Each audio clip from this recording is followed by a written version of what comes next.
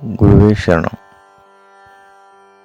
குருராஜர் பிருந்தாவன பிரவேசம் ஆன பிறகு இந்திய திருநாட்டில் ஏராளமான மிருத்திகை பிருந்தாவனங்கள் அமைந்து வருகின்றன.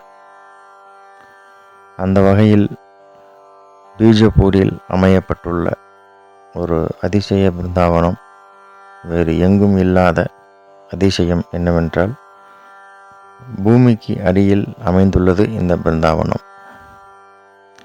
அது எப்படி எவ்வாறு அப்படிங்கிறது இந்த பதிவில் நம்ம பார்க்கலாம். அதாவது 80 ஆண்டுகளுக்கும் மேல் பழமை வாய்ந்த பிருந்தாவனம் இந்த பீஜப்பூரில் அமைந்துள்ள மிருத்திகா பிருந்தாவனம். இது பீஜப்பூரில் அமைந்துள்ளது.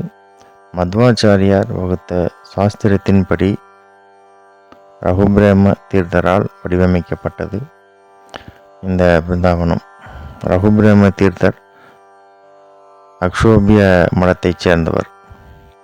1860ஆம் ஆண்டு கடப்பாவில் பிறந்தார். 1943ஆம் ஆண்டு பிருந்தாவனத்தில் பிரவேசமானார். ரகுபிரம்ம தீர்த்தர் ராயர் பிருந்தாவனத்தின் அருகே தனது பிருந்தாவனம் அமைய முடிவு செய்திருந்தார். குருராஜர் அவருடைய கனவுல அவருக்கு வேறொரு இடத்தை சொன்னதுனால அவர் அந்த முடிவிலிருந்து மாற்றி அவருடைய பிருந்தாவனத்தை வேறொரு இடத்திற்கு மாற்றி கொண்டார் அப்படின்னு சொல்லப்பட்டிருக்கு. அதாவது அப்போதைய வட்டாட்சியர் ஆக இருந்த குண்டுராவ் கோயிலின் கட்டுமான பணிகளை ஏற்றுக்கொண்டார் அப்படின்னு வரலாறு சொல்லுது. அப்போது ரகுபிரம்ம தீர்த்தர் சொந்த ஊரான அதோனி அந்த இடத்துக்கு வந்துடுறாரு. அப்போது பார்த்திங்கன்னா குண்டுராவ் மற்றும் டாக்டர் கோவிந்தராவ் இவங்க 2 பேருமே பார்த்திங்கன்னா ரகுபிரம்ம தீர்த்தரை சந்திக்க அதோனிக்கு பீஜப்பூரில் ராயருக்கு ஒரு பிருந்தாவனம் அமைக்க நீங்கள் உதவி செய்யணும் அப்படின்னு கேட்டுக்கொண்டதற்கு இணங்க அவரும் அந்த குண்டுராவ் மற்றும் டாக்டர் கோவிந்தராவ் அவங்களோட சேர்ந்து பீஜப்பூர் இடத்தையெல்லாம் பார்த்து அங்கே வாழ்ந்த மக்களினுடைய வாழ்க்கை முறைகளையும் பார்த்து ரொம்ப ஒரு வறட்சியான ஒரு பூமி அந்த ஒரு பீஜப்பூர் பூமி. நீர்நிலைகள் இல்லாத ஒரு இடம் அது.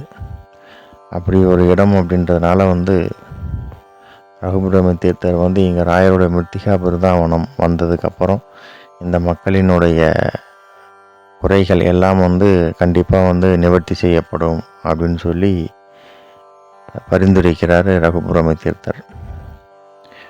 அதை ஊர் மக்களும் அந்த வட்டாட்சியராகிய குண்டுராவ் மற்றும் டாக்டர் கோவிந்தராவ் இவங்க எல்லாமே ஏற்றுக்கொண்டு அவருடைய பரிந்துரையின்படியே அங்கே ஒரு மிருத்திகா பிருந்தாவனம் வரட்டும் அப்படின்னு ஏற்றுக்கொண்டு அப்போது என்ன சொல்கிறாரு ரகுபிரம்ம தீர்த்தர் இந்த பிருந்தாவனம் நிலத்திற்கு அடியில் தான் இந்த பிருந்தாவனம் வரணும் அப்படிங்கிறது தான் ராயருடைய விருப்பம் அப்படின்னு சொல்கிறார்.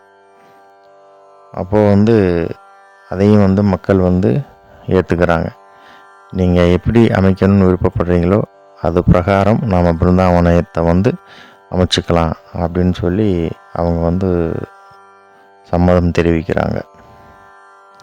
அப்போ மத்வாச்சாரியார் எழுதிய தந்திரசார சங்கிரக அப்படி அந்த ஒரு நூலில் இந்த கோயில்கள் எப்படி கட்டமைப்பு பண்ணணும், இந்த பூமிக்கு அடியில் கோயில்கள் எப்படி கட்டணும்னு சில விஷயங்கள் எல்லாம் அந்த ஒரு நூலில் சொல்லியிருக்கிறார்.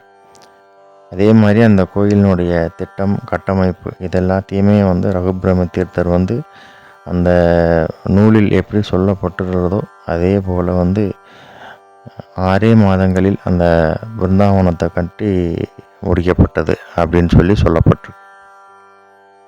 அப்படி ஒரு அதிசயம் வாய்ந்த அந்த ஒரு பிருந்தாவனம் தான் நிலத்தின் அடியில் அமைக்கப்பட்டுள்ள குருராஜரின் விருத்திகா பிருந்தாவனம்.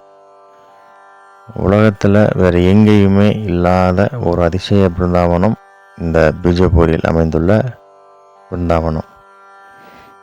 அதாவது இந்த ஒரு செய்தியை படிக்கும்போது, இந்த படத்தில் நீங்கள் இப்போ பிக்சரில் பார்த்துட்ருக்கீங்க, இந்த ஒரு அமைப்பை பார்க்கும்போதே இந்த குருராஜர் ஒரு 300 வருடங்களுக்கு முன்னாடி பிருந்தாவன பிரவேசம் மேற்கொள்ளும்போது எப்படி அந்த ஒரு பின்பக்கம் இருந்து இறங்கி படி வழியாக இறங்கி பிருந்தாவனத்தில் அமர்ந்திருப்பார் அப்படின்றது இந்த ஒரு காட்சியில் நம்மளால் பார்க்க முடியுது. இந்த ஒரு 355வது ஆராதனை விழாவில் நம்மளுக்கு இந்த ஒரு செய்தி கிடைக்கப்பெற்றது அப்படிங்கிறது குருராஜரினுடைய அருள் அப்படின்னு தான் சொல்லணும். அதாவது இந்த பிருந்தாவனம் இருக்கிற இடம் நிறைய பேர்த்துக்கு தெரிஞ்சிருக்கலாம், நிறைய பேர்த்துக்கு தெரியாமலும் இருக்கலாம். ஆனால் இந்த பிருந்தாவனத்தை தரிசிக்க வட மாநிலங்களுக்கு செல்லும் அன்பர்களுக்கு வாய்ப்பு இருந்தால் இந்த ஒரு பிருந்தாவனத்தை தரிசித்து குருராஜரின் அருளை பெறலாம்.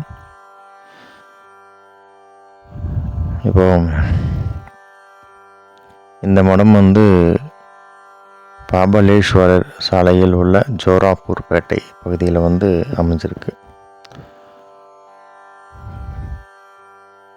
அதாவது ராயருக்கு கட்டப்பட்ட பிருந்தாவனங்களில் பூமிக்கு அடியில் 23 படிகள் கொண்ட நிலத்தடி மிருத்திகா பிருந்தாவனம் இது ஒன்றே தான், வேறு எங்கேயும் கிடையாது. அதாவது பிருந்தாவனத்தின் பின்புறம் பார்த்திங்கன்னா ஒரு கிணறு இருக்குது. அந்த கிணற்றினுடைய சுவரும் பிருந்தாவனத்தின் சுவரும் ஒரே சுவராக இருக்கிறதுனால எப்போதும் அந்த பிருந்தாவனம் பார்த்திங்கன்னா ரொம்ப குளிர்ச்சியாகவே இருக்கும் அப்படின்னு சொல்கிறாங்க. அபிஷேகத்திற்கு தேவையான நீர் மற்றபடி எல்லாமே பார்த்திங்கன்னா இந்த கிணற்றிலிருந்து தான் எடுத்து யூஸ் பண்ணுறாங்க. மிகவும் வறண்ட பூமியான பீஜப்பூரில் இந்த கிணற்றில் மட்டும் எப்போவும் தண்ணி இதுவரைக்கும் வற்றியதில்லை அப்படின்னு சொல்கிறாங்க. அதாவது தினசரி பூஜைகள், ராயருக்கு செய்ய வேண்டிய நைவேத்தியம், அவருக்கு செய்ய வேண்டிய அபிஷேகம், அலங்காரம், மற்ற பூஜை முறைகள் எல்லாமே பார்த்திங்கன்னா நிலத்திற்கு அடியில் இருக்கிற அந்த ஒரு இடத்துல தான் நடக்கும். மற்றபடி பொதுமக்களுக்கு செய்ய வேண்டிய உபகாரம், அவங்களுக்கு வேண்டிய பிரசாதங்கள் இதெல்லாமே பார்த்திங்கன்னா நிலத்திற்கு மேலே கட்டப்பட்டுள்ள மண்டபங்களிலும் ஓய்வறைகள் நிறையா இருக்குது அப்படின்னு சொல்லியிருக்காங்க. அங்கே தான் அவங்க தங்குறதுக்கு, அவங்க அன்னதானம் அந்த மாதிரி இடங்களுக்கு மேலே இருக்கிற இடத்த பயன்படுத்திகிட்ருக்காங்க அப்படின்னு சொல்லப்பட்டிருக்கு. அதாவது ரீசெண்டாக கூட பார்த்திங்க அப்படின்னா கிட்டத்தட்ட ஒரு 80 வருஷம் ஆயிடுச்சு. இதை நம்ம கொஞ்சம் சீரமைக்கணும் அப்படின்னு அந்த மடத்தின் நிர்வாகிகள் எல்லாம் பார்த்திங்கன்னா அந்த ஒரு பொறியாளர், இன்ஜினியர்ஸ் எல்லாம் கூட்டிகிட்டு காமிக்கும்போது அவங்களே பார்த்திங்கன்னா இந்த ஒரு கட்டிடக்கலையை பார்த்து ரொம்ப மிரண்டு போய் இதில் நம்ம எந்த ஆல்ட்ரேஷனும் பண்ண முடியாது, பண்ணவும் கூடாது, இது எங்களாலேயே எப்படி இதை அமைச்சிருக்காங்க அப்படின்னு எங்களாலேயே யூகிக்க முடியல, அதனால் இது இப்படியே இருக்கிறது தான் நல்லது அப்படின்னு சொல்லிட்டு போயிட்டாங்க. இனி எத்தனை நாள் ஆனாலும், எத்தனை வருடங்கள் ஆனாலும் இதற்கு எந்த விதமான ஒரு சேதாரம் வராது, பயப்பட வேண்டியதில்லை அப்படின்ற மாதிரி ஒரு சர்டிஃபிகேட் கொடுத்துட்டு போயிருக்கிறாங்க. அதாவது மனிதர்கள் எடுக்கிற எந்த ஒரு முயற்சியிலையும் சில தோல்விகள் வரும் அப்படின்றது நமக்கு தெரியும். ஆனால் மகான்கள், கடவுள்களால் நிர்மாணிக்கப்பட்ட எந்த ஒரு விஷயத்திலையும்